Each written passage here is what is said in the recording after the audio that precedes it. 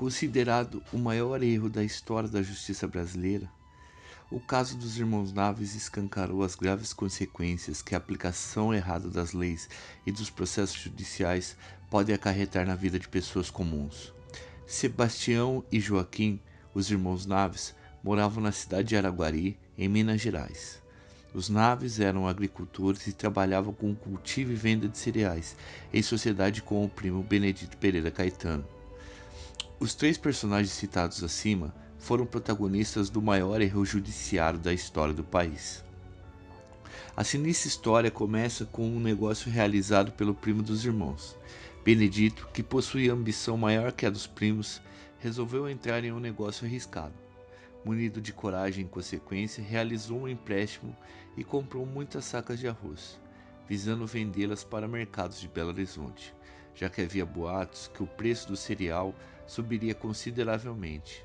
Com o controle de preços por parte do Estado brasileiro, o arroz passou a ser um alimento muito barato e Benedito, tomando um prejuízo considerável, vendeu as sacas que havia adquirido, recebendo todo o dinheiro em um cheque.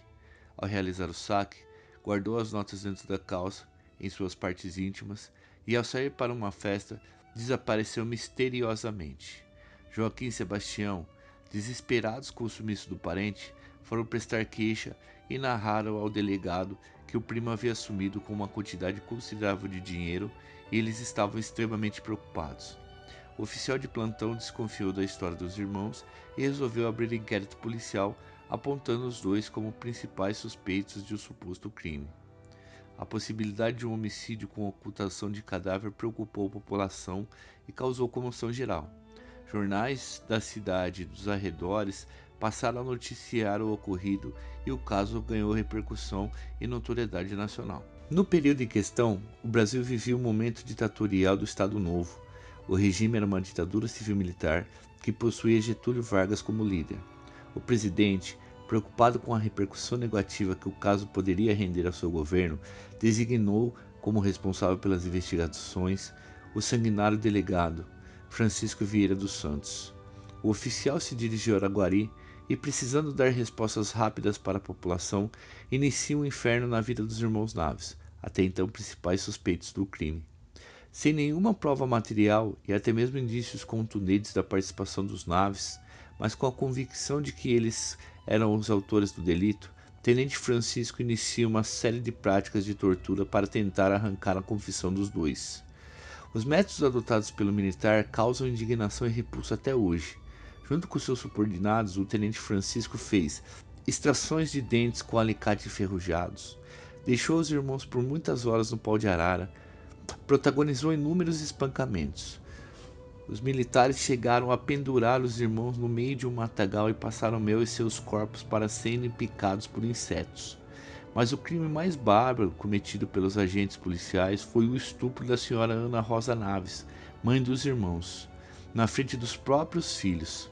A cena fortíssima fez com que os acusados, que até aquele momento, mesmo com as torturas, se recusavam a confessar o crime que não haviam cometido, assinassem um documento confessional dizendo que mataram e sumiram com o corpo do primo para ficar com o dinheiro da venda do arroz.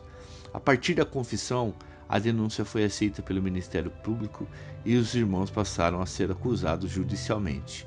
O processo correu por alguns anos e os juízes não aceitaram a tese da defesa, que postulava que as provas da autoria do crime foram coletadas de forma ilegal. Nos anos que se sucederam, os réus passaram por vários júris e apelações. Defendidos de forma gratuita pelo famoso advogado João Alame Filho, os irmãos passaram por mais 3 julgamentos e no fim foram absolvidos por decisão do Tribunal do Júri.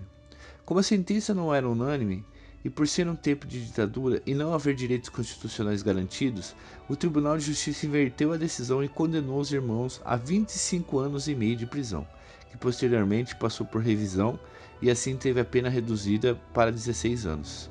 Após 8 anos e 3 meses em regime fechado, jogado nas piores celas de prisão de Minas Gerais, os Naves, mediante comportamento prisional exemplar, foram finalmente colocados em liberdade condicional. Em 1948, Joaquim Naves morre em um asilo onde tratava uma doença degenerativa que contraíra por causa das pancadas na cabeça que recebeu durante as sessões de tortura. Sebastião, o irmão sobrevivente, iniciou uma luta judicial para provar sua inocência e a do falecido irmão. A triste história dos Naves encontra seu desfecho quando, em 1952, chega em Araguari a notícia de que o primo Benedito estava vivo e encontrava-se em uma cidade próxima. Sabendo da notícia, Sebastião procura desesperadamente o juiz da cidade e pede liberação para deixar o município e conferir se a notícia era realmente verdadeira.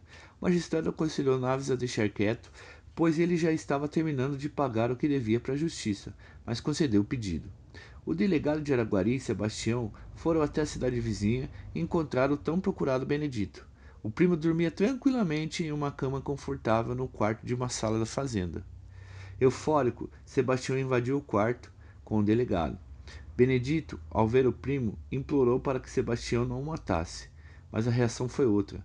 Naves abraçou o parente sumido e disse: "Graças a Deus você está vivo. Vamos para Araguari, para todos verem que eu e meu irmão somos inocentes." O caso dos irmãos Naves é comumente citado nos cursos das faculdades de direito do país.